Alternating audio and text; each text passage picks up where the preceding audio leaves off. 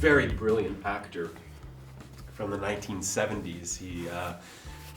This story takes place in the summer of 1977, and when we meet Lonnie, he had won a Tony Award in the early part of his career, and he's been in Hollywood and had great promise, but has fallen prey to his many addictions and hungers, and he's been misbehaving quite a bit, so his career has gone a little downhill.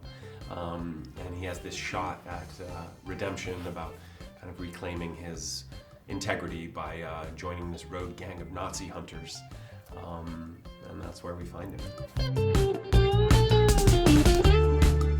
The character comes off at the beginning as much more of a comic relief, and as the show goes, you understand a little bit more about his childhood and his relationship with his father. But one of the things that attracted me to the show was I really liked the collision of elements, between humor and tragedy and between light and dark. I thought that was a really interesting tension.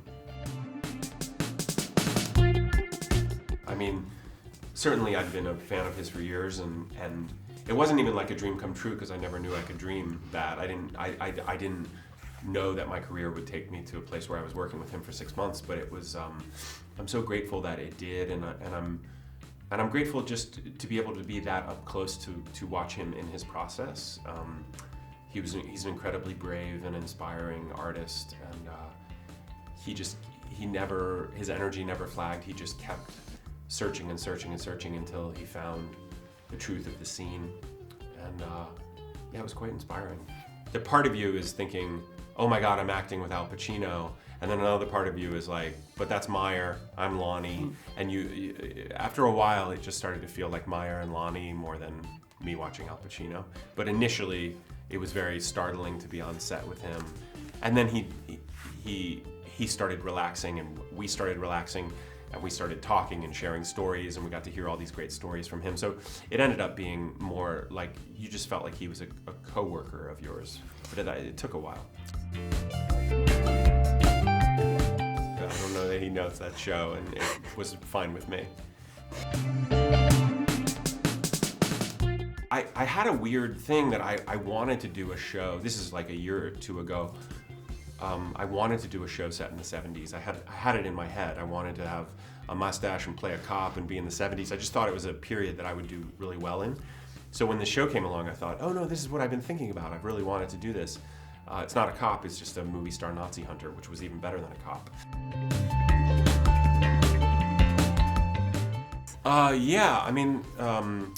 The biggest difference for me was when we were doing, when you do a network show, it feels like there's a lot of people around from the network and the studio, and they're always on set, and they're kind of, you do run-throughs, especially on a sitcom, where the studio and the network, and they're all there, and you become friends with them, and they're wonderful people and really smart and interesting. And the most notable difference on Amazon was there was never anyone around. We just got to make this TV show, which has its own, there's some positive things about that. I think that they're exploring that option, as far as I know, but I'm not in those discussions. That would be terrific, and I would absolutely love to do more of this show. Yeah, sure, I'd get together and talk about it. I wouldn't want to do, 5 more years of making the show. I think I'm really grateful for that show, but I also feel like I explored that guy.